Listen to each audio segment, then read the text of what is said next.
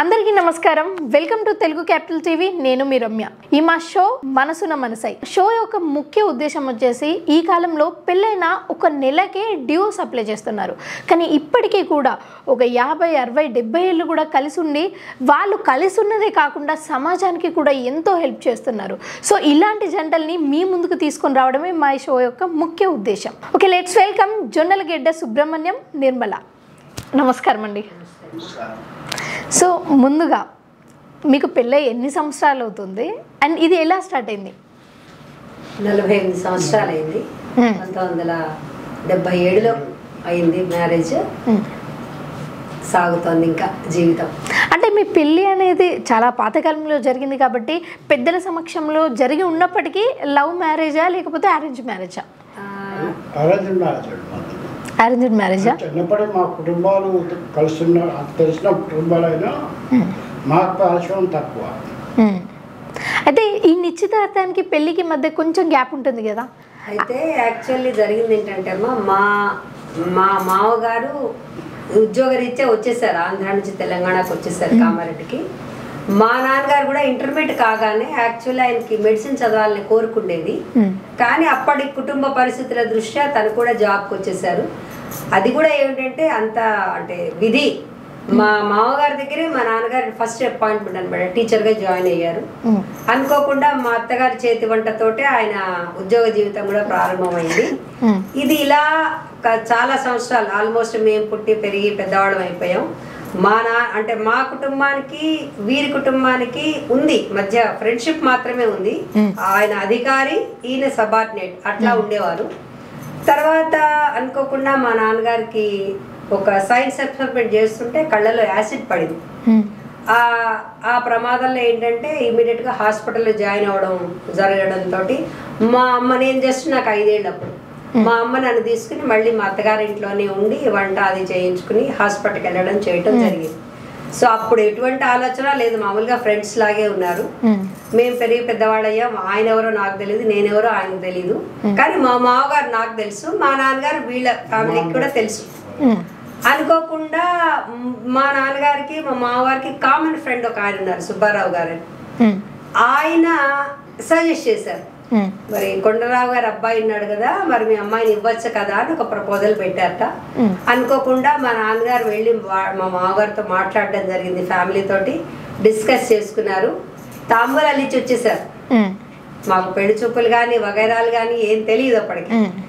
తాంబూలాలు ఇచ్చి వచ్చేసాక కొండలరావు గారి అమ్మాయికి మన అమ్మాయిని ఇస్తామని మా నాన్నగారు డిక్లేర్ చేయడం, వాళ్ళు క్యాజువల్ గా మా ఇంటికి వచ్చి చూడడం జరిగింది అన్నమాట. అదే అండి, ఇప్పుడు పెళ్ళి ఫిక్స్ అయ్యాక నిశ్చితార్థం నుంచి పెళ్లి వరకు ఒక గ్యాప్ ఉంటుంది కదా.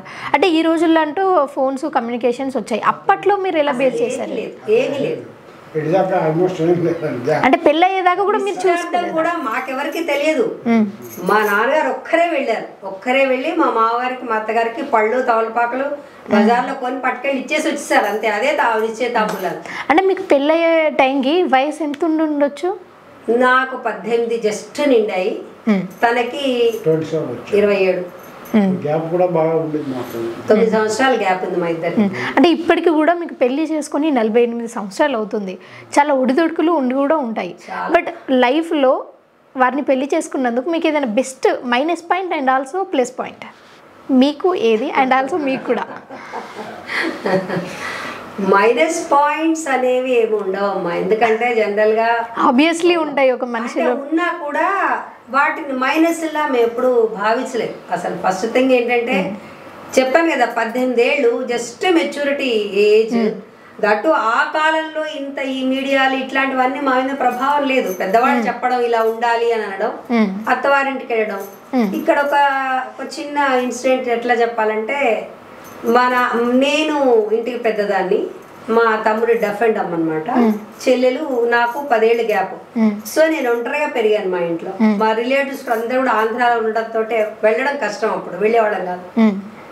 సో ఫ్రెండ్స్ ఎక్కువ మా నాన్నగారికి. కానీ చెప్పాను, ఇంత క్రితం కూడా చెప్పాను నేను, మా నాన్నగారు అంటే ఊర్లో ఒక పెద్దవారు అనమాట, చదువుకున్న మంచి చిత్తశుద్ధి నిజాయితీ ఉన్నటువంటి మనిషి.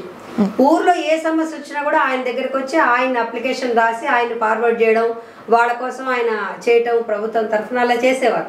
సో ఫ్రెండ్స్ సర్కిల్ ఎక్కువ, స్టూడెంట్స్ ఫ్రెండ్స్ వీళ్ళతోటి ఇలా పెరిగాను నేను. అత్తవారింటికి వచ్చేటప్పటికి ఏమైందంటే వీళ్ళ చాలా పెద్ద కుటుంబం, మా మామగారు వాళ్ళది.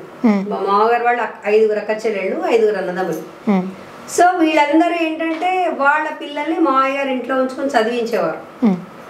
చాలా పెద్ద ఫ్యామిలీ. మా అత్తగారు నిజంగా సీతాదేవి పేరు, ఆవిడ సీతామహాలక్ష్మి. మామయ్య గారు కొండలరావు గారు.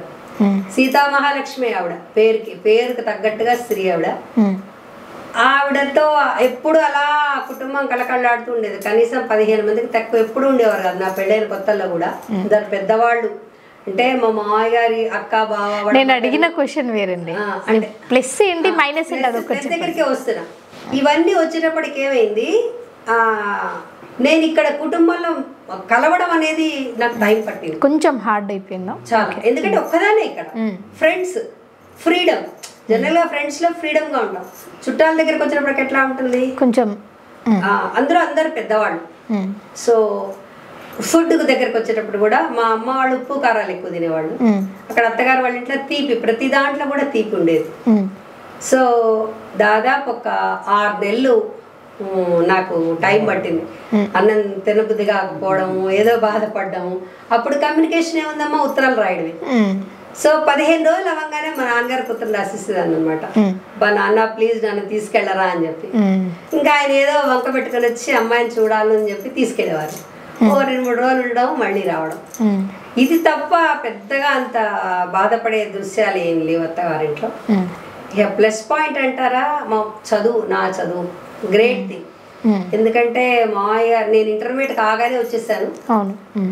చదువుకోవాలని ఉండేది మనసులో కోరిక. మా వారు కూడా అన్నారు కాలేజీలో చేరు పోనీ అని. కానీ ఇంత క్రితం చెప్పినట్టుగా పెద్ద కుటుంబం,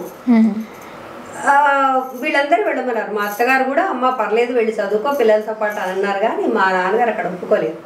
మొదటి నుంచి కూడా మా నాన్నగారు కొంచెం అంటే నా జీవితాన్ని సాఫీగా వెళ్ళాలనేటువంటిది ఆ కోరిక అనమాట. ఆయనకి ఎటువంటి ఇబ్బందులు రాకూడదు అనేది. సో డిగ్రీ, నువ్వు ఇంత పెద్ద సంసారం, మా ఇంట్లో మగపిల్లలు ఎక్కువ, ఆడపిల్లలు తక్కువ కంపారిటివ్ మొదటి నుంచి కూడా. అంటే ఇబ్బందిగా అనిపించలేదా? ఎందుకంటే ఇప్పుడు అంత పెద్ద కుటుంబం అయినప్పుడు వెళ్ళి చదువుకొని రావాలి అంటే ఇప్పుడు ఇంట్లో 100 పనులు ఉంటాయి, అంటే అంతమంది ఉన్నప్పుడు. సో ఇది చేయమ్మా అది చేయమ్మా అండు, అంటే ఇలాంటి చిన్న చిన్న క్లాసెస్ అనేటివి ఇలా. అందుకే వెళ్ళలేదు కాలేజీకి. కాలేజీకి వెళ్లకుండా మా నాన్నగారు ఏం చెప్పారంటే, నువ్వు కాలేజీకి వెళ్ళొద్దు. అత్తయ్య గారు ఒకరు, ఆవిడ ఇంత పెద్ద సంసారంలో అంటే ఉండేవారు, మా పెద్దవాళ్ళు ఉండేవారు. కానీ అందరూ పెద్దవాళ్ళు, వాళ్ళ మీద బర్డెన్ వేయడం ధర్మం కాదు. నువ్వు ప్రైవేట్ గా చదువుకో, నేను ఫీజు కడతాను నీకు, బట్ నువ్వు మాత్రం వెళ్ళొద్దు కాలేజీకి అని చెప్పి. మావయ్య గారు కూడా అన్నారు, ఏం పర్లేదండి వెళ్తుంది, ఏం పర్లేదు అందరితో పాటు చదువుకుంటుంది అని మావయ్య గారు అన్నారు 1-2 సార్లు. కానీ ఇంకా వెళ్ళలేదు. నేను కూడా ఈ కుటుంబ దృష్ట్యా వెళ్ళలేదు. ప్రైవేట్గానే చదువుకున్నాను. బిఏ చదువుకున్నాను, టీటీసీ రాశాను, ఎంఏ చేశాను, బిఎడ్ చేశాను. నాకు ఇప్పుడు ఈ విషయం మీరు చెప్తుంటే నాకు ఏం గుర్తొస్తుంది చెప్పాలా, అప్పట్లో మీ అత్తమ్మ గారు మామయ్య గారు చదువుకో అని చెప్పినా కానీ మీ నాన్నగారు వచ్చేసి అలా బర్డెన్ పెద్దవాళ్ళపైన పెట్టడం మంచిది కాదు, మీరు ఇంట్లోనే ఉండి చదువుకోండి అని చెప్పారు కదా. అదే ఈ రోజుల్లో అయితే నాన్న ఇలా కాల్ చేయగానే నువ్వు ఇంటికి రా అని అంటారు. అంటే ఇటు తరపు నుంచి అటు తరపు నుంచి ఆలోచించేంత శక్తి ఆ కాలంలో ఉన్న వాళ్ళకు ఉంది కాబట్టి ఈ కాలం ఈ రోజు వరకు మీరు ఇలా కలిసి ఉండడం జరిగింది కదా. సహజం అమ్మా. ఇప్పుడు ఎట్లా ఉంటుందంటే, అంటే ఫర్ నవేడేస్ ఇది టాపిక్ వచ్చింది కాబట్టి చెప్తున్నాను. వన్స్ అమ్మాయి పెళ్లి చేసాము అంటే వాళ్ళ ఫ్యామిలీలో ఇంటర్ఫియర్ అవడం అనేది మానేయాలి అమ్మాయి తల్లిదండ్రులు. ఇది తప్పుగా అనిపించవచ్చు కొంతమందికి, కానీ అది మంచిది కాదు. ఎందుకంటే ఆ అమ్మాయిని మనం ఒక ఇంటికి పంపించాము, వాళ్ళ కష్టం సుఖం మంచి చెడు అమ్మాయి అందులో మా కాలం వేరు, చెప్పినా కూడా మేము వినేవాళ్ళం. కానీ ఈ అమ్మాయిలు మొదటి నుంచి ఆర్థిక స్వాతంత్రం ఉంటుంది కాబట్టి వాళ్ళకు ఆలోచించుకునే శక్తి ఉంటుంది. కాబట్టి వాళ్ళ సంసారంలో వచ్చే ఒడిదుడుకులు వాళ్ళు ఫేస్ చేసుకునేలాగా వాళ్ళని ట్రైన్అప్ చేసి పంపించాలి తప్ప మళ్ళీ వెళ్ళిన దగ్గర నుంచి తిన్నావా, లేచావా, కాఫీ కలిపావా ఇట్లాంటి క్వశ్చన్స్తో మొదలెట్టి అది నాకు అనిపిస్తుంది అంత మంచిది కాదేమో అని. వాళ్ళ ఫ్యామిలీ వాళ్ళ ట్రెడిషన్ వేరే ఉంటుంది. అబ్బాయి వాళ్ళ పద్ధతులు వేరే ఉంటాయి, వాళ్ళ ఆచారాలు వేరే ఉంటాయి, వాళ్ళ సిస్టమ్ వేరే ఉంటుంది. నువ్వు ఇక్కడి నుంచి వెళ్ళావు కాబట్టి నువ్వు డిగ్నిఫైడ్గా దాంట్లోకి మింగిల్ అయిపోవాలి. అదే అదే అదే టైంలో మళ్ళీ అత్తగారు కూడా చూసుకోవాలి. ఆ అమ్మాయిని మరీ ఫోర్స్ చేయడం లాంటివి చేయకుండా చేస్తే బాగుంటుందేమో అనిపిస్తుంది నాకు. సార్ ఇప్పుడు మీరు చెప్పండి, తనలో మీకు కష్టంగా అనిపించేది ఏంటి, ఇష్టంగా అనిపించేది ఏంటి? ఇష్టంగా ఉంది కాబట్టి ఇంతకాలం మేము స్వచ్ఛంగా ఉన్నాం. అదే అండి, ఇప్పుడు ఇష్టం అంటే జీవితాంతం మన పక్కన ఉండాలంటే తనలో ఏదో ఒకటి మనల్ని చాలా అట్రాక్ట్ చేసి ఉండాలి కదా. ఆ ఇష్టమైన ఒక వ్యక్తిత్వం చెప్పండి. ఆవిడ అందరితో కలిసిమెలిసి అందరితోటి కూడా అందరి మనసులో మెచ్చుకో, అందరితోటి సరిగ్గా ఎవరికి ఏం కావాలి అనేది తెలుసుకొని దానికి తగ్గట్టుగా ఆవిడ ప్రవర్తించేది. అదేవిధంగా ఇంకా మాది అంటే మాకు పెద్ద ప్రైవసీ అనేది పెద్దగా ఉండేది కాదు. ఎప్పుడు మేము మాట్లాడుకోవడం కూడా తక్కువ. ఓపెన్ అప్ అయ్యారు. ఆ రోజుల్లో రావడం మా ఇంట్లో పిల్లలు, మా తమ్ముడు ముగ్గురు నలుగురు ఉండేవారు. మా చెల్లెళ్ళు 2 చెల్లెళ్ళు. ఇదంతా కాక మా తాతయ్య గారు, బామ్మగారు, ఎవరో ఒకరు చిన్నాన్నలు, ఎవరో ఒకరు వస్తూ ఉండరు కామన్గా. కాబట్టి కుటుంబం పెద్ద కుటుంబం కాబట్టి మాకు అంత ప్రైవసీ అనేది ఏదో నైట్ తప్ప మిగతా తక్కువ ప్రైవసీ. మాట్లాడుకోవడం కూడా చాలా తక్కువ. మరి ఇది ఇష్టమైంది చెప్పారు, ఇష్టం లేనిది ఒకటి, ఇది అరే ఇది మార్చుకుంటే బాగుండు అని అనిపించింది మీకు? అవును, మార్చుకోవడానికి ఏం లేదు, అంతా బాగానే ఉన్నప్పుడు ఏం మార్చుకోవాలి. ఏమంటే ఇంకా అయితే ఇప్పుడు మీకు పెళ్ళయి 48 సంవత్సరాలు అయింది కాబట్టి ఇప్పుడు ఒక సిచ్యువేషన్ జరిగింది ఇంట్లో, దాన్ని మీ దృశ్య కోణం ఒకలాగా ఉంటుంది, సరద్ ఒకలాగా ఉంటుంది. అలాంటి సిచ్యువేషన్స్లలో ఎలా వేరు చేశారు? అలా చాలా ఉన్నాయమ్మా. అలా చెప్పుకోవాలంటే నిజానికి అలవాట్లు కానివ్వండి, ప్రతి విషయంలో కూడా తన యాంగిల్ వేరు, నా యాంగిల్ వేరు. నేను ఇలా మాట్లాడడం అనేది నలుగురితోటి నాకు అలవాటు. తను తక్కువ, తనే కాదు మా ఇంట్లో అందరూ కూడా మా ఫ్యామిలీలో మాటలు చాలా తక్కువ. ఎక్కువగా అంటే మా బంధువులు కలిస్తే కూర్చొని సరదాగా మాట్లాడతారు. బట్ ఎవరన్నా కొత్త వాళ్ళతోటి లేదా ఏదైనా కొత్త ప్రదేశం ఉన్నప్పుడు మాత్రం మాట్లాడడం చాలా తక్కువ. సో ఇక్కడ మొదటైంది అనమాట. అంటే కంప్లీట్ గా డిఫరెన్స్. అలవాట్ల దగ్గరికి వచ్చేటప్పటికి early to bed early to Wake అన్నది నా సిద్ధాంతం. మా నాన్నగారు మమ్మల్ని 3:30కే లేపేవారు చదువుకునే టైంలో. తర్వాత అట్లా వాళ్ళ ఇంట్లో అట్లా కాదు, చక్కగా రాత్రి 1 గంట దాకా కూర్చునేవారు. నాకు 9:30 అయ్యేటప్పటికి నాకు నిద్ర వచ్చేసేది. ఎందుకంటే మీ ఇంట్లో మీరు ఒక్కరే, కానీ వీళ్ళ ఇంట్లో చాలా మంది దట్టు ఉంటుంది కదా, ఇంటి వాతావరణం కూడా ఉంటుంది. వాళ్ళు మొదటి నుంచి అట్లా లేట్ నైట్స్ పడుకోవడం, కాస్త లేట్గా లేచి 7 అట్లా లేవడం, ఆ రకంగా ఉండేది. మరి ఇలాంటి సిచ్యువేషన్స్ మీ పైన ఎలాంటి ఇంపాక్ట్ చూపించింది స్టార్టింగ్ లో? అరే నాకు నిద్ర వస్తుంది, ఇంటి వీళ్ళందరూ ఇంకా పడుకోకుండా ఆ సౌండ్స్ చేస్తుంటే డిస్టర్బ్ అవుతుంది. ఇక్కడ ఒక ప్లస్ పాయింట్ ఏంటంటే, నాకు నిజంగా చెప్తున్నా కదా, గాడ్ గిఫ్ట్ అమ్మ మా అత్తగారు. God gift. ఇక్కడ మాత్రం చెప్తున్నాను కదా, పదే ఆవిడ తలుచుకున్నా తప్పలేదు ఆవిడకి. ఎందుకంటే ప్రతి విషయం నాకు చెప్పేవారు ఆవిడ. ఎందుకంటే ఈ ఫ్యామిలీలో ఆవిడ నాకన్నా చాలా సీనియర్ కదా, మా ఇంటి పరిస్థితులు అన్నీ తెలుసు ఆవిడకి. పాపం అనేవారు, అమ్మాయి చిన్నపిల్ల నిద్ర వచ్చేస్తుంది, అమ్మాయి నువ్వు తిని పడుకో పెందలాడే, వాళ్ళు అలాగే లేట్గా చేస్తారు, వాళ్ళు తర్వాత తింటారులే, నువ్వు పడుకో, నువ్వు తినేసేసి పడుకో అని అనేవారు నన్ను. కానీ ఇంటికి పెద్ద కోడలుగా నేను అలా చేయటం ధర్మమా అనిపించేది నాకు. సో అందుకని అతి కష్టం మీద మొత్తానికి కూర్చునేదాన్ని. ఆ రకంగా ఉండేది. కష్టం అని ఎప్పుడు అనుకోలేదు. మా అత్తగారి సపోర్ట్ వెనకాల ఆవిడ ఎప్పటికప్పుడు పాపం చాలా సపోర్ట్ ఇచ్చేవారు నాకు. అంటే మీరు 2 జనరేషన్స్ చూసారు. అంటే ఒకప్పుడు అత్తలు గయ్యాలు అని అంటారు కదా, అండ్ మీరు కూడా ఇప్పుడు ఒక అత్తయ్య స్టేజ్కి వచ్చారు. అంటే ఎలా ఉండేది, అంటే అప్పటికి ఇప్పటికి ఆ కోణాలు ఏమన్నా చేంజ్ అయ్యేటియా? చాలా తేడా. ఎందుకంటే ఒకప్పుడు భయపడేవారు కదా, అత్త అంటే భయము, రెస్పెక్ట్ అన్నీ ఉండేటివి. ఇప్పుడు కొంచెం యాజ్ యూజువల్గా నార్మల్గా మాట్లాడే స్థితికి వచ్చింది. సో అప్పటికి ఇప్పటికి రిలేషన్ ఎలా ఉంటే బాగుండేది అసలు? ఇప్పుడు ఇలా ఉంది కరెక్టేనా? నేను 2 కాదమ్మా 3 జనరేషన్స్ చూసాను. ఎందుకంటే మా అత్తగారు కూడా ఉండేవారు మాతో పాటు. ఆవిడ చాలా స్ట్రిక్ట్. నిజానికి నేను తర్వాత పనిలో పర్ఫెక్ట్నెస్, నీట్నెస్ వచ్చిందంటే వీళ్ళ బామ్మగారు. ఆవిడ కొన్ని పనులు మాకంటే ఇక్కడ సందర్భం వచ్చింది కాబట్టి చెప్తున్నాను. అప్పుడు గ్రైండర్లు అవి లేవు కదా, ఏదైనా రుబ్బుకోవాల్సిందే. మామూలుగా చిన్నతనం అప్పుడు నేను చెప్పాను జస్ట్ 18 ఏళ్ళు నాకు అంత బాధ్యత బరువులు కూడా తెలిసి చావవు నాకు అప్పటికి. సో పిండి రుబ్బేవాడు రోట్లో. పిండి రుబ్బి మామూలుగా ఎత్తి పట్టుకొచ్చాక ఆవిడ మళ్ళా దాన్ని తీసేవారు రోట్లోంచి, ఒక గిన్నెడు పిండి వచ్చేది. అలాగా అంటే ఆవిడ అది మమ్మల్ని ఏమనేవారు సుమా, ఏమనేవారు కాదు. ఆ గిన్నెడు పిండి వచ్చింది అంటే దాని అర్థం ఏంటి, మనం ఇంకా కరెక్ట్ చేయలేదు చేయట్లేదు అని. అంటే ఈ రకంగా అనమాట. ప్రతిదీ కూడా వాళ్ళు ఎప్పుడు కూడా ఒక నిందించడం కానీ మాటలు అనడం కానీ చేయలేదు. ఆవిడ పెద్ద ఆవిడ అలాగే ఉండేవారు. కానీ ఎట్టొచ్చుంటే కొన్ని ఆవిడ మాటే చాలా స్ట్రిక్ట్గా ఉండేది అనమాట. ఇంకో ఉదాహరణ, బీరకాయలు పొట్టు తీస్తాం కదా, తీస్తుంటే తీసేది నేను, తీస్తే ఆడన్నారు ఇందులో కూర ఏమన్నా వస్తుందమ్మా, ఎందుకంటే ఆ చెక్క అంత మందంగా తీసేసేవాడు అనమాట. ఇట్లాంటి పనులు చాలా తెలియవు చిన్నతనం అని చేత, కానీ ఆవిడ అలా మెల్లిగా ఓపికగా చెప్పేవారు. ఆవిడ చాలా స్ట్రిక్ట్, అంటే మిగిలిన విషయాల్లో మళ్ళీ మంచి మంచి మనిషి. ఆవిడ దగ్గర నుంచి మా అత్తగారు కంప్లీట్గా సాఫ్ట్, స్ట్రిక్ట్ కాదు ఆవిడ, అస్సలు స్ట్రిక్ట్ కాదు, చాలా సాఫ్ట్. ఆవిడ ఏదన్నా పాప నచ్చకపోయినా కూడా ఆవిడ చేసుకునేవారు తప్ప మమ్మల్ని ఎప్పుడు ఏమనేవారు కాదు.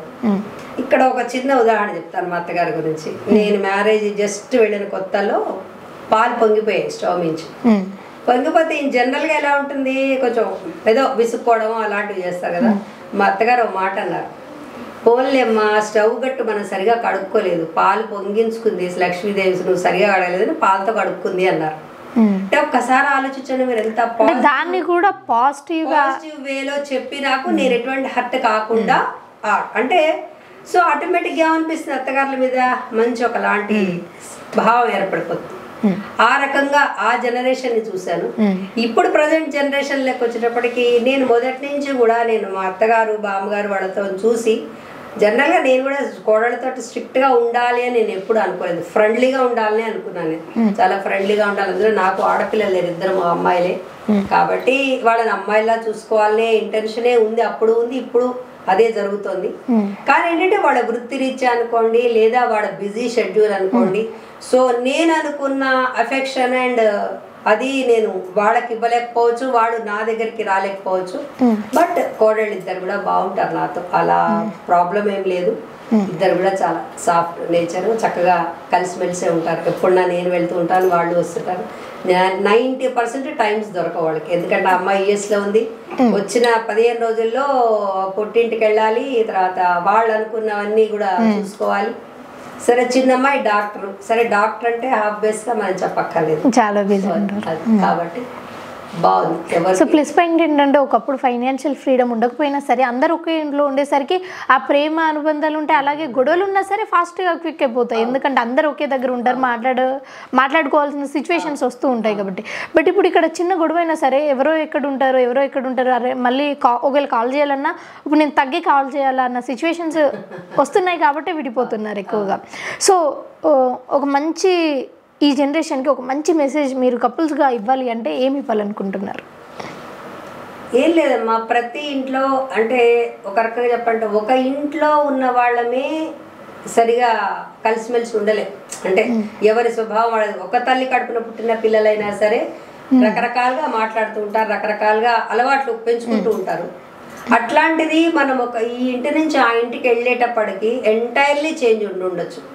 చేంజ్ ఉంటున్నంత మాత్రాన వాళ్ళ మీద నెగిటివిటీ పెంచుకుని వాళ్ళతో ఏదో అంటే నాదే సాగాలి, నేనే గొప్ప అనేటువంటిది అనుకోకుండా అసలు ఫస్ట్ అబ్జర్వ్ చేయాలంట నేను. వాళ్ళ ఇంటికి వెళ్ళాక వాళ్ళ అలవాట్లు ఏంటి, వాళ్ళ నేచర్ ఏంటి, వాళ్ళు ఎలా మాట్లాడుతున్నారు అబ్జర్వ్ చేయాలి. ఫస్ట్ అబ్జర్వ్ చేసిన తర్వాత నేనేమైనా దీంట్లో కొంచెం మార్పులు చేర్పులు చేసుకుంటే నేను బాగుంటానని చెప్పి ఫస్ట్ ఈ అమ్మాయి అనుకోవాలి. అలాగే అత్తగారు కూడా ఆ అమ్మాయి మన ఇంటికి వచ్చింది, మరి ఏంటి అసలు ఆ అమ్మాయి పరిస్థితి ఏంటి, ఎట్లా ఉంది అనేది కొంచెం ఆ అమ్మాయిని కూడా వదిలేయాలి కొంతకాలం. వదిలేసి కొంతకాలం తర్వాత ఇద్దరు ఎవరికన్నా ఉంటుండొచ్చు కాస్త. ఇప్పుడు ఆవిడ ఎక్స్పెక్టేషన్స్ ఈవిడికి రాకపోవచ్చు, ఈవిడ ఎక్స్పెక్టేషన్స్ ఆవిడికి రాకపోవచ్చు. బట్ ఎనీవే కలిసి ఉండడం అన్నది చాలా గొప్ప విషయం. విడిపోతే ఏమీ ఉండదు అక్కడ. కష్టమా సుఖమా మంచా చెడా కొంతకాలం అందులో తీసుకున్న 3 నెలల్లోనే పెళ్లి చేసుకున్న 3 నెలల్లోనే ఏడాదిలోనే విడాకులు అయిపోతే అసలు దానికి అర్థం లేదు. ఎందుకు చేసుకోవడం, ఎందుకు మళ్ళా చూస్తే ఎంగేజ్మెంట్లు లక్షలే, పెళ్లి లక్షలే, అంతంత డబ్బు ఎవరు సంపాదించింది, ఎవరి కోసం? తీరా చూస్తే అక్కడ చేసిన అప్పు కూడా తీరుండదు, డివోర్స్ అప్లై చేస్తారు. పై కనకపోయినా తల్లిదండ్రులకి ఎంత క్షోభ ఉంటుంది, ఇటు అమ్మాయిల తల్లిదండ్రులకు ఉంటుంది, ఇటు అబ్బాయిల తల్లిదండ్రులకి ఉంటుంది. అంటే ఈ కష్టాలు అనేటి ఇప్పుడు ఒక సిచ్యువేషన్ ఒకలాగా చూసినప్పుడే అక్కడే మనస్పర్ధాలు వస్తూ ఉంటాయి. సో ఇలాంటి గొడవలు వచ్చినప్పుడు ఎలా అధిరోగిస్తాయి, అంటే ఆ సిచ్యువేషన్ ఎలా సాల్వ్ చేసుకుంటే వాళ్ళిద్దరు కలిసి ఉండే అవకాశాలు ఉంటాయి, అంటే ఎలా చూడాలి? ఇప్పుడు ఇక్కడ ఎలా చూడాలంటే అమ్మ, నేనేమంటారంటే సమస్య భార్యాభర్తలదా, అత్తా కోడళ్ళదా? భార్యాభర్తలదా. ఎందుకంటే ఇప్పుడు మాక్సిమం ఎవరు కూడా అత్త మామలతో ఉండట్లేదు, అందరు ఎవరిదాళ్ళు సపరేట్గా ఉంటున్నారు. భార్యాభర్తలు అయితే నేనేమంటానమ్మా, వస్తుంది కోపం అనేది సహజం. అది ఇప్పటి ఉద్యోగ రీత్యాను, లేదా పరిస్థితుల ప్రభావాన్ని, పొల్యూషను, ప్లస్ ఇంకోటి ఈ ఏమంటారు దాన్ని, ఇగో సరే ఇగో అని కాదు కానీ ఈ ఎన్విరాన్మెంట్లో ఒకలాంటి రేడియేషన్ ప్రభావం, రేడియేషన్ కూడా మనిషి మీద చాలా ప్రభావం కనబడుతుంది. వీటన్నిటి వల్ల ఒకలాంటి అగ్రెసివ్నెస్ వస్తుంది. నేనేమంటానంటే ఆ క్షణంలో అమ్మాయే బర్స్ట్ అవుతుందా, అబ్బాయే బర్స్ట్ అవుతాడా, ఓకే, దెన్ ఆ తర్వాత వదిలేసి తర్వాత మర్నాడో 3వ రోజో కోపం తగ్గాక కూర్చుని డిస్కస్ చేసుకోవాలి, అసలు ఏం జరిగింది, నేనేమన్నాను నువ్వేమన్నావు, దీంట్లో తప్పెవరిది, నీదుందా నాదుందా, ఓకే దెన్ మరి దీని పరిష్కారం ఏంటి? సపోజ్ సాల్వేషన్ ఏదో గొడవ వచ్చింది అయిపోయింది, మరి దీని పరిష్కారం ఏంటి అన్నది కాస్త కూర్చుని మాట్లాడుకుంటే అక్కడికి అయిపోతుంది తీసి. ఓకే, అది జరగట్లేదు ఇక్కడ. ఈ మధ్యలో ఎవరో ఇన్వాల్వ్ అవడం, ఈగో క్లాషెస్ రావడం, ఇంకా పెరగడం, నేను తగ్గాలంటే నేను తగ్గాలనుకోవడం. అట్లాంటప్పుడు నేనేంటంటే పెద్దవాళ్ళు కూర్చోబెట్టి అట్లా కాదు, ఇది ఇట్లా చేసుకోండి, ఒకసారి మాట్లాడుకోండి అని చెప్పి వాళ్ళని వదిలేయాలి, నా ఉద్దేశం అది. అంతేగాని పెద్దవాళ్ళు అందులోకి ఇన్వాల్వ్ అయితే మాత్రం అది ఆ సమస్యకు పరిష్కారం ఉండదు. ఎందుకంటే మన సమస్య మనకు తెలుసు, ఎదుటి వాళ్ళకి తెలియదు కదా. అంటే ఈ కాలంలో చాలా మంది కూడా ఎక్స్ట్రా మ్యారిటల్ అఫైర్స్ పెట్టుకుంటున్నారు, ఇల్లీగల్ అఫైర్స్ వేరే వాళ్ళతో, భార్య భర్తలు. సో ఇలాంటప్పుడు కలిసి ఉండాలా లేదా? ఎందుకంటే వీళ్ళు చేసిన ఈ తప్పు కంటే కూడా 100 మంది పెద్దల ముందు అగ్ని సాక్షిగా వాళ్ళు వివాహం చేసుకున్న బంధమే ఇంకా గొప్పది కదా. సో ఇలా తప్పు చేసినప్పుడు అసలు క్షమించాలా లేదా, ఆ పరిస్థితిని ఎలా డీల్ చేయాలి? అసలు ఎందుకు పెట్టుకోవాలమ్మా? పెట్టుకోవడం తప్పైనప్పటికీ చాలా తప్పదు, అసలు ఆ ఆలోచనే ఉండకూడదు. నువ్వు ఒక మంచి అంటే నువ్వు అతన్ని సెలెక్ట్ చేసుకునే ముందు ఇవాళ రేపు నేను చెప్తాను కదా, మా రోజులు కాదు, మా నాన్నగారు వెళ్ళి అగ్రీ చేసుకుని వచ్చారు, మేము ఇద్దరం ఏకమైపోయాం, అది వేరు విషయం. ఇప్పటి పరిస్థితులు అలా లేవు. వన్స్ ఒకసారి పెళ్లి చూపులకు ముందే, ఎందుకంటే నేను రీసెంట్గా చూస్తాను మా రిలేటివ్స్ని, పెళ్లి చూపులకు ముందే మొత్తం బయోడేటా తీస్తున్నారు. పూర్వం ఏమనేవారు, 7 తరాలు అటు 7 తరాలు ఇటు చూడాలనేవారు. ఇప్పుడు 7 తరాలు కాదమ్మా, దాదాపు 7 సంవత్సరాల బయోడేటా తీస్తున్నారు, అమ్మాయిది కానీ అబ్బాయిది కానీ. చూసిన తర్వాతే అడుగు ముందుకెళ్తోంది. వెళ్ళిన తర్వాత కూడా అబ్బాయి అమ్మాయి కలుసుకుని మాట్లాడుతున్నారు, నీ హ్యాబిట్స్ ఏంటి, నా హ్యాబిట్స్ ఏంటి, జాబ్ ఏంటి, ఫ్యూచర్ ఏంటి, ఇంత డిస్కషన్ అవుతోంది. అంతా అయ్యాక అప్పుడు పెద్దవాళ్ళు ఎంట్రీ ఇస్తున్నారు. పెద్దవాళ్ళు ఎంట్రీ ఇచ్చి పెళ్ళైన తర్వాత నీకు మళ్ళీ వేరే వైపు ఎలా అవుతుంది అది మైండ్ సెట్టింగ్, అది చాలా తప్పు, చాలా తప్పు. నువ్వు వన్స్ ఒకళ్ళని సెలెక్ట్ చేసుకున్నావంటే మనసా వాచా కర్మణ ఇంకొకళ్ళ వైపు వెళ్ళడానికి వీలు లేదు. కష్టమో సుఖమో బాధ అతనితోటే పంచుకోవాలి, అతను ఈమెతోటే పంచుకోవాలి. మన హిందూ సాంప్రదాయం యొక్క గొప్పదనం ఏది, ఎందుకు మరి అగ్నిసాక్షి ఎందుకు, మంత్రాల బంధం ఎందుకు? ఇక్కడ చూడండి, మీరు పెళ్ళి మొదలైన దగ్గర నుంచి అమ్మాయిని అబ్బాయిని ముందర చూసుకోవడానికి వీలేదు. ఒక ముహూర్తం ఉంటుంది, సుముహూర్తం. ఆ సుముహూర్తంలో చూపులు కలిస్తేనే ఆ బంధంలో గట్టిదనం. దేవతలు అక్కడే, అందుకే మంత్రాల సాక్షిగా పిలుస్తారు, దేవతలందరినీ పిలిచి వీళ్ళని దీవించండి అంటారు. ఆ దేవతల యొక్క దీవెనలే ఆ కంటి చూపులలో నిలిచిపోతాయి. అట్లాగే పెళ్ళి, తాళి, దండలు, అగ్ని, ఇవన్నీ కూడా ఏంటి అంటే ఇద్దరిని ఒకలాంటి బంధంలో కట్టి వేయడానికి ఇవన్నీ కూడా పరిక్రమ. మరి అంత బంధం పట్టినప్పుడు అంటే నీకు శ్రద్ధ లేదు, మంత్రాల మీద శ్రద్ధ లేదు, శ్రద్ధ లేదు, ఇదంతా అయ్యేటప్పటికి నీకు ఆటోమేటిక్గా అది బాండింగ్ రావట్లేదు. ఇక్కడ తప్పుగా అనుకోకూడదు, ఆ బాండింగ్ రావట్లేదు. ఫోటోగ్రాఫర్ల మీద వెళ్తుంది చూపు. పండితులు కూడా ఇవాళ రేపు మొత్తం అదే పెడుతున్నారు కామెంట్స్. ఈ బాండింగ్ రావాలమ్మా భార్యాభర్తల మీద. అదే అండి, ఒకవేళ అలా చేస్తే అంటే ఇప్పటికి కూడా పేరెంట్స్ వాళ్ళిద్దరిని కలపడానికి ట్రై చేస్తారు, ఎన్ని తప్పులైనా ఎన్ని ఉప్పులైనా. అలాంటప్పుడు అసలు కలిసి ఉండడం న్యాయమేనా? నాకు అసలు ఈ క్వశ్చనే కొంచెం బాగా అనిపించట్లేదు. న్యాయమా అన్యాయమా అన్నది కాదు, కానీ అసలు ఆ ఆలోచనే చాలా తప్పు. ఆలోచన తప్పైనప్పటికీ సమాజంలో ఎక్కువగా ఇవే జరుగుతున్నాయి కదా అని జస్ట్ నచ్చినప్పుడు ఇంకా వెళ్ళిపోవడమే. నువ్వు వాళ్ళతో వాళ్ళ మీద మనసు అది పెట్టుకున్నప్పుడు మళ్ళీ ఇంకా భర్త ఎందుకు, మళ్ళీ పిల్లలు ఎందుకు, మళ్ళీ సంసారం ఎందుకు, ఎవరిది వాళ్ళు ప్రశాంతంగా ఉండడమే ఇంకా అంత అక్కడ. కానీ అట్లాంటప్పుడు పిల్లలకు అనకూడదు, పిల్లలకు అనకూడదు. ఇప్పుడు మా మాతి ఆశ్రమంలో దాదాపు 5 పిల్లలు ఉన్నారు. అట్లాగా భర్త ఓవైపు భార్య ఒకవైపు మనస్పర్ధలు వచ్చేసి ఆ పిల్లలు రోడ్డున పడ్డారు. తన నానమ్మో తాతమ్మల దగ్గర అమ్మమ్మల దగ్గర పడేయలేక పిల్లల్ని వాళ్ళని చదివించలేక ఇప్పుడు మా దగ్గరికి తీసుకొచ్చారు ఆశ్రమానికి. ఓకే, ఇప్పుడు నాకున్న డౌట్ ఏంటంటే జనరల్గా అమ్మాయిలు ఎక్కువగా సీరియల్స్ చూస్తూ ఉంటారు, టీవీ సీరియల్స్, లేకపోతే ఈ టీవీ సీరియల్స్ షోస్ ఫోన్స్ కానీ ఇవన్నీ చూడడానికి ఎక్కువ ఇష్టపడతారు అమ్మాయిలు, ఎందుకంటే ఇంట్లో కూర్చొని ఉంటారు కాబట్టి ఒకప్పుడు. కానీ ఎక్కువగా సార్ చూస్తారని విన్నాం మేము. మీకు ఈ హ్యాబిట్ నచ్చుతుందా? అంటే ఒకటమ్మా, మొదటి నుంచి లేదు కదా తనకి జాబ్ రిజిగ్నేషన్ ఇచ్చాక. నేను ఇంకా తన తర్వాత నేను 9 years జాబ్ చేయాల్సి వచ్చింది కదా. ఇద్దరికి 9 years తేడా ఉంది. తను రిటైర్ అయిపోయారు, నాకు ఇంకా సర్వీస్ ఉంది. ఒక్కరు కూడా ఏం చేస్తారు అందులో నేను చెప్పాను కదా, రామకోటి చాలా ఇంట్రెస్ట్ తనకి. ఇప్పటికి 1 time రామకోటి పూర్తి అయిపోయింది, మళ్ళీ 2nd time మళ్ళీ మొదలు పెట్టారు. సో రామకోటి రాసుకుంటారు పొద్దున 11:30 దాకా, జస్ట్ పేపరు పూజ ఇది అయిపోతుంది. మధ్యాహ్నం రామకోటి రాసుకుంటారు. కాలక్షేపంగా ఎవరు లేరు అనేటువంటి లోన్లెస్ కోసం టీవీ మీద సీరియల్స్ మీద కాన్సన్ట్రేషన్ తప్ప పెద్ద అద్దలో ఏం జరుగుతుందో ఆయనకేం పెద్ద ఇంట్రెస్ట్ లేదు. ఉంది టీవీ అంతే. అట్లా బ్లాక్ అండ్ వైట్ పిక్చర్స్ ఇస్తారు తనకి, అవి చూస్తారు. రాత్రి 12 దాకా చక్కగా బ్లాక్ అండ్ వైట్ సినిమాలు చూస్తూ ఉంటారు. మరి మీకు తనలో ఇష్టమైన ఒక్క క్వాలిటీ, అంతా ఇష్టమే మాకు తెలుసు, బట్ ఒక్కటి చెప్పండి. ఆవిడ కష్టపడే స్వభావం ఒకటి. ఎందుకంటే చాలా చిన్నప్పుడే మా మ్యారేజ్ అయింది. ఆమె పెద్దగా అప్పటికి జస్ట్ ఇంటర్మీడియట్ చదువుకుంది అంతే. కానీ ప్రైవేట్గా చదవడం ఎంత కష్టం అంటే, నేను బిఎస్సీ చదువుతాను, ఎంఎస్సీ చేద్దామని చాలా ప్రయత్నం చేశాను, కానీ ఐ కుడ్ నాట్ కంప్లీట్. ఎందుకంటే ఆ రోజులో ఈ ప్రైవేట్ నాది మ్యాథ్స్ సబ్జెక్టు. మ్యాథ్స్ సబ్జెక్ట్ ఏమంటే మనం ఎవరైనా కోచింగ్ ఇచ్చేవాళ్ళు కావాలి కదా. ఆ రోజుల్లో ఇంత ఫెసిలిటీస్ లేవు కాబట్టి మేము అక్కడితో ఆగిపోయాము.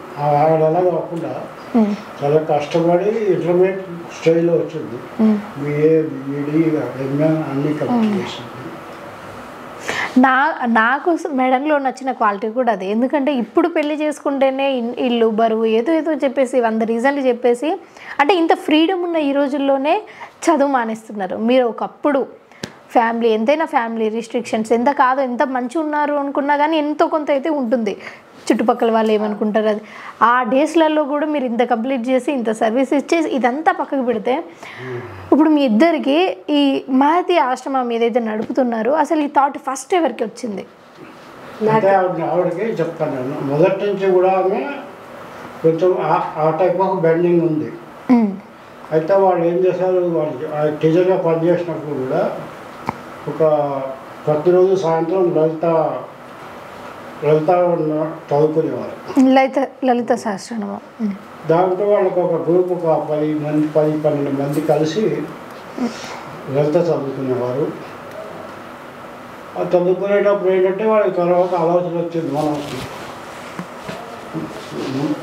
ఏదైనా సమయానికి కూడా ఏమైనా చేద్దాము అనేటువంటి ఒక భావన వాళ్ళ మొదటి నుంచి ఆ బెండ్ ఉంది ఆవిడకి. దాంతో వాళ్ళందరూ ఈవిడే ప్రపోజ్ చేసింది. వాళ్ళు కూడా వాళ్ళందరి సహకారంతో నెలకు 50 ఆ రోజుల్లో 50 అలా కలెక్ట్ చేసుకునేవారు. అలా ఒక 10 మంది ఒక 800 అలా కలెక్ట్ చేసుకుని మా దగ్గర ఒక 4 సొసైటీస్ ఉండేవి.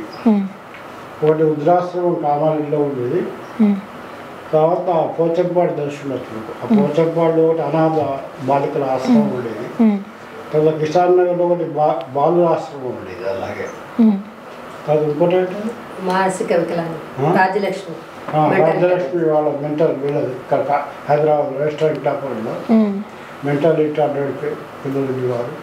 ఆ 4 కలిసి వచ్చిన అమౌంట్ ఎంత వస్తుందో డివైడ్ చేసి పంపించేవారు.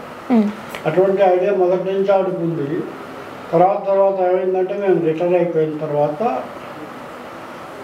మా దగ్గర ఒక నరేష్ స్వరూపాలు ఇద్దరు పిల్లలు.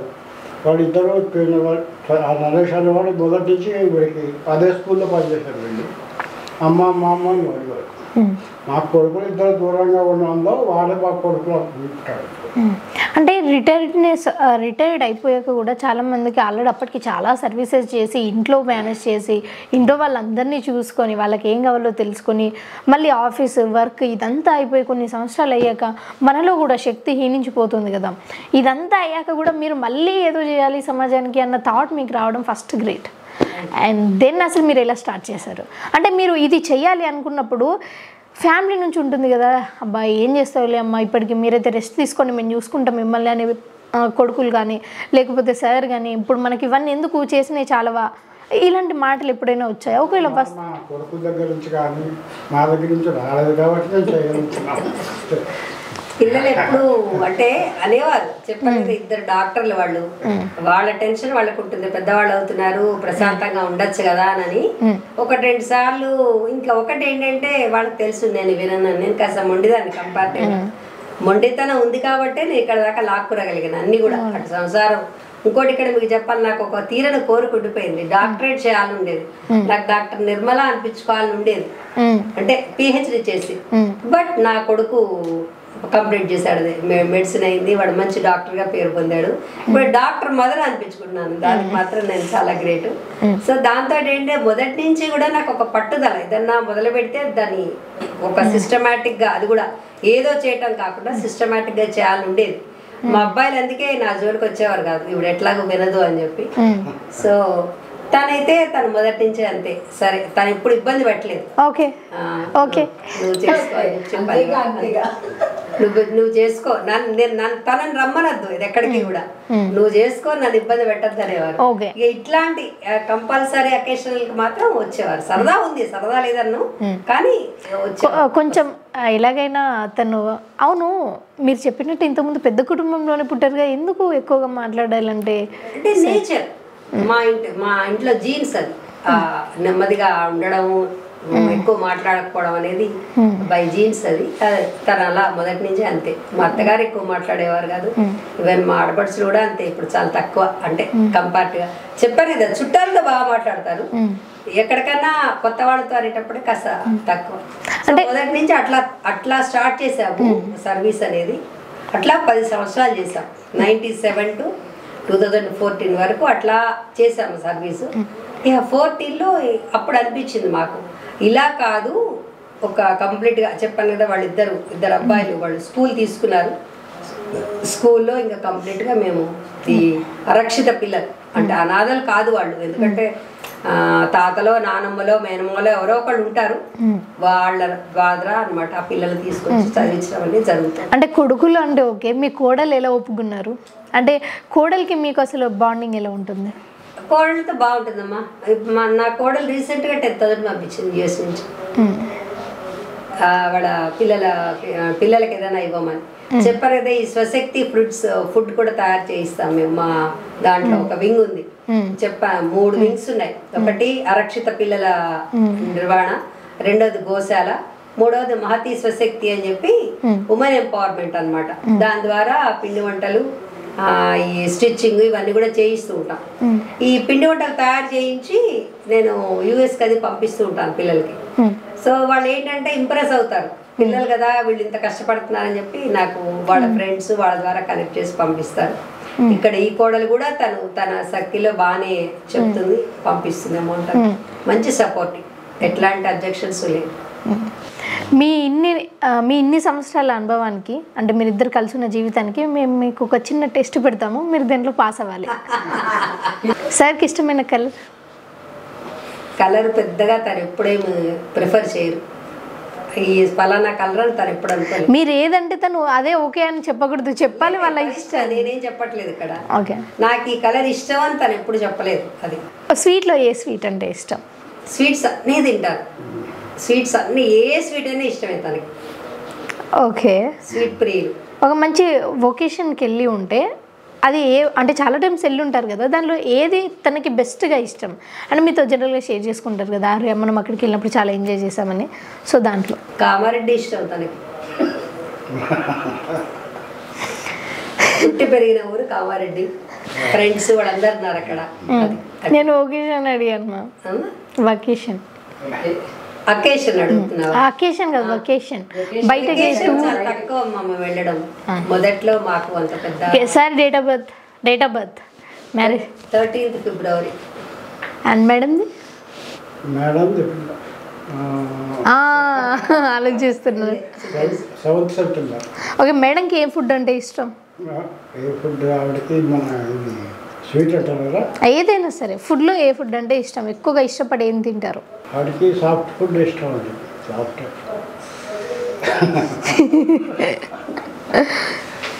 కొంచెం biryani. And colour? White colour కొంచెం ఎక్కువ.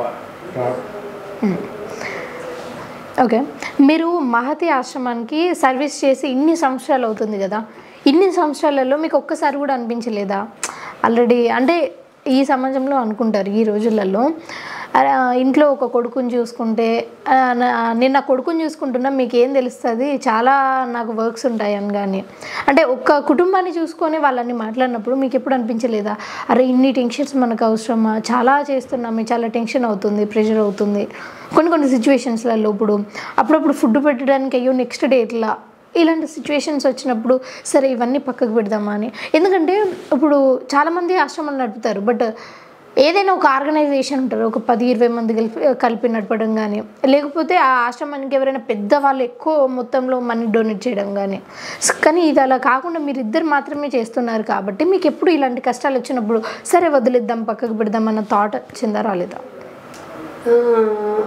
కరోనా టైంలో అనిపించిందమ్మా. కరోనా టైంలో 22 మంది పిల్లలు ఉన్నారు అప్పుడు మా దగ్గర, ఆవులు ఉన్నాయి. సో నేను యుఎస్ నుంచి యుఎస్కి వెళ్ళొచ్చాను అనుకోకుండా. నేను వెళ్ళేటప్పటికి లేదు కరోనా, బట్ మేము వచ్చేటప్పటికి ఇక్కడ కరోనా స్టార్ట్ అయిపోయింది. పీక్ టైము, డోనర్స్ ఎవరు రాలేదు. పెన్షన్స్ కూడా అప్పుడు ఇంతగా లేవు మాకు.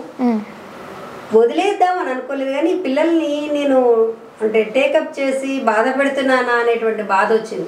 అయ్యో మరి వాళ్ళ ఇళ్లలో ఉంటే కనీసం ఆవకాయనమన్నా తిందురేమో, వీళ్ళని ఇట్లా చేస్తున్నాను అనేటువంటి బాధ అనిపించి పేరెంట్స్ అంటే మన బంధువులందరికీ ఫోన్లు చేశాను, మీరు కొంతకాలం పిల్లల్ని తీసుకెళ్ళండి అమ్మా అంటే. వాళ్ళ దగ్గర నుంచి ఎంత అంటే బాధతో కూడిన ఆన్సర్ వచ్చిందంటే, అమ్మా మేము ఒక పూట తింటే ఒక పూట తింటలేదు, మీరు ఊరగాయన్నం పెడుతున్నారు, ఆవకాయనమ్మో పొడికారమో వేసి అన్నం పెడుతున్నారమ్మా, మీ దగ్గరే ఉంచుకోండి, ఉంటే ఉంటారు లేకపోతే పోతే పోతారు, కానీ మా కళ్ళ ముందు పోవద్దమ్మా, అది మీ చేతుల్లో పోతే మాకేమనిపించదు అని చెప్పి సమాధానం చెప్పారు. చాలా అంటే చాలా బాధపడ్డాను అప్పుడు పట్టుదలగా మా చిన్నబాబు. అప్పుడు జనరల్గా నేను మా పెద్ద పిల్లల దగ్గరికి వెళ్ళాను నేను ఫండ్ గురించి, ఎందుకంటే వాళ్ళకి తెలుసు అవసరం ఉంటే వాళ్ళే పంపిస్తారు. కానీ చిన్నబాబుకి ఫోన్ చేశాను, మా డాక్టర్ వంశీకి ఫోన్ చేసి, నాన్న ఇలా ఉందిరా, కాస్త ఇబ్బంది అవుతుంది నాకు అంటే, ఇమీడియట్గా వాళ్ళ డాక్టర్స్ గ్రూప్లో పెట్టి 1 day or 2 days అనుకుంటా వాళ్ళ ఓపీ అమౌంట్ అంతా నాకు పంపించేశారు. అంటే 1,70,000 వచ్చిందమ్మా, నేను మర్చిపోలేను 2 daysలో. పేషెంట్స్ దగ్గర నుంచి వచ్చింది అనమాట. అంటే వీళ్ళు పేషెంట్స్ దగ్గర అమౌంట్ తీసుకోలేదు, మీరు వెయ్యాలనుకుంటే ఈ సంస్థకి ఇచ్చేసేయండి, మీరు ఏది ఇవ్వాలనుకున్నా అని చెప్పి అలా పంపించారు. అప్పుడు నాకు చాలా ధైర్యం వచ్చింది. ఇంకా అది ఆ ఒక్క క్షణం తప్ప నేను మళ్ళీ వెనక్కి తిరిగి చూడలేదు. ఓకే, ఇది స్టార్ట్ చేసిన తర్వాత చాలా సంతోషంగా ఉన్న విషయం అంటే చాలామంది వచ్చి పొగడడం కానీ, లేకపోతే ఏదైనా ఒక గొప్ప మాట చెప్తే అరే ఇంత గొప్ప వాళ్ళు నన్ను ఇంత గొప్పగా మాట అన్నారంటే అది గుర్తుండిపోతుంది కదా, అలాంటి సిచ్యువేషన్. అలా అంటే అమ్మా, ఇప్పుడు మా దగ్గర పిల్లలు వాళ్ళ ఇంప్రూవ్మెంట్, ఇప్పుడు నేను రవళి అన్న ఒక అమ్మాయింది, మా అమ్మాయి ఆ అమ్మాయిని చెప్పాలంటే పాపం చాలా చాలా కష్టాల నుంచి వచ్చింది ఆ అమ్మాయి, అసలు జరగకూడని కష్టాల నుంచి వచ్చింది అమ్మాయి. ఆ అమ్మాయి ఇప్పుడు ఆదిలాబాద్కి వెళ్ళి కరాటేలో గోల్డ్ మెడల్ తెచ్చుకుంది, అట్లాగే నిజామాబాద్ డిస్టిక్లో గోల్డ్ మెడల్ తెచ్చుకుంది యోగాలో. సో వాళ్ళ టీచర్స్ ఫోన్ చేసి, మీ పాప చాలా బాగా చదువుతుంది, 10/10 వస్తాయి కాస్త కష్టపడితే, కాబట్టి మీరు మీ సంస్థకి చాలా అంటే ఎన్ని పొగిడినా కూడా తక్కువే అని చెప్పి వాళ్ళ టీచర్స్ ఫోన్ చేశారు. ఒక్కసారి ఆలోచించాడు ఎంత ఆనందంగా ఉంటుందో. మా 8 ఏళ్ల కృషి ఆ పాప ద్వారా మేము పొందాము అంటే ఇంకా అంతకంటే ఆనందమైన క్షణం ఇంకొకటే ఉండదు కదా. అంటే అక్కడికే కాకుండా వాళ్ళు ఇంకా ఉన్నత శిఖరాలను అందుకుంటే ఇంకా మీ ఆశలు ఎట్లాగూ ఉంది. ఆల్రెడీ ఒక అమ్మాయి BSc నర్సింగ్ అయిపోయాక అమ్మాయి యాక్చువల్లీ 9th లో అమ్మాయికి పెళ్లి చేస్తామన్నారు. అంటే నేను వెళ్ళి నిలబడి ఆల్మోస్ట్ వాళ్ళందరితోటి పేరెంట్స్ తోటి ఒకలాగా, అంటే వాళ్ళ రిలేటివ్స్ తోటి, మెయిన్ తల్లిదండ్రులు పాపం ఆసక్తులు కానీ రిలేటివ్స్ తోటి. ఎందుకంటే వాళ్ళ ఫాదరు ట్రాక్టర్ యాక్సిడెంట్లో బెడ్ రిడన్ అయ్యాడు. సో రిలేటివ్స్ అందరూ ఏంటంటే అమ్మాయికి పెళ్లి చేసేస్తే నీకు బాధ్యత అయిపోతుంది అనేటువంటి ఉంటే మేము వెళ్ళి నిలబడి మా టీము లేదు లేదు మేము చదివిస్తామని చెప్పి తీసుకొచ్చి అమ్మాయిని BSc నర్సింగ్ అయ్యి చదువు అయిపోయాక జాబ్ వచ్చి AHSలో ఇక్కడ పనిచేసేవారు. తర్వాత ఆర్మూర్లోనే కాంట్రాక్ట్ జాబ్ మీద అనమాట, నియర్ ఏరుగట్లలో చేస్తుంది అమ్మాయి. జాబ్ వచ్చిన తర్వాత అమ్మాయి కళ్ళల్లో ఆనందం ఒకసారి దాన్ని ఊహించుకోలేము. దానికి సపోర్ట్ మెయిన్. ఇంకొకటి ఏంటంటే నాకు ఎక్కడ సంతోషం అనిపిస్తుంది అంటే మా మరిది పిల్లల స్నిగ్ధ, కృష్ణ, వీళ్ళు మా 3వ మరిది జగన్నాథం వాళ్ళ అల్లుడు, కూతురు, అల్లుడు. తర్వాత అట్లాగే US లో ఉన్న స్టూడెంట్స్ పూర్ణ, మాధురి, ఎందుకంటే ఛానల్ ద్వారా చెప్పాలి వాళ్ళ హెల్ప్ మర్చిపోలేము. వాళ్ళందరూ నిలబడి అమ్మాయి ఫీజుకి నాకు చాలా హెల్ప్ చేశారు. సో దీంతో ఏమవుతుందంటే నాకు అంటే నేను అనుకుంటే ఏదో రకంగా నేను సక్సెస్ చేయగలను అనేటువంటి సంకల్పంతో ముందరకెళ్తున్నాను. అది మాత్రం చాలా ఆనందం. మా అమ్మాయి జాబ్ చేయడం నాకు ఒక ఉత్సాహం కదా. 2 years బ్యాక్ మ్యారేజ్ అయింది అమ్మాయికి, మంచి పిల్లవాడు, హ్యాపీగా ఉంది. అంటే ఈ 48 సంవత్సరాలలో 1 కాదు 2 కాదు 100 సిచ్యువేషన్స్లలో కూడా మీరు దాన్ని బేర్ చేసి ఎలా కలిసి ఉండాలి అని ఆలోచించారు, ఎలా విడిపోవాలి అని కదా. అందుకే ఈరోజు మీరు ఇక్కడ ఉన్నారు. అండ్ 1 word, ఓన్లీ ఒక్క సెంటెన్స్, ఈ సమాజంలో ఉన్న వాళ్ళకి ఒకటి కలిసి ఉండాలంటే ఎలా ఉండాలి అన్నది మీరు ఒక్కటి సెంటెన్స్ సార్, ఒక్కటి సెంటెన్స్. ఒకళ్ళనొకళ్ళు అర్థం చేసుకోవాలమ్మా, అర్థం చేసుకుని ముందుకు సాగాలి. అంటే ఒకరినొకరు అర్థం చేసుకుని ఒకరి భావాలను ఒకరు గౌరవిస్తే ఆ కుటుంబం, ఆ సంసారం బాగుంటుంది. Thank you. మా షోకి వచ్చినందుకు, ఇంతమందిని ఇన్స్పైర్ చేసినందుకు థ్యాంక్ యూ.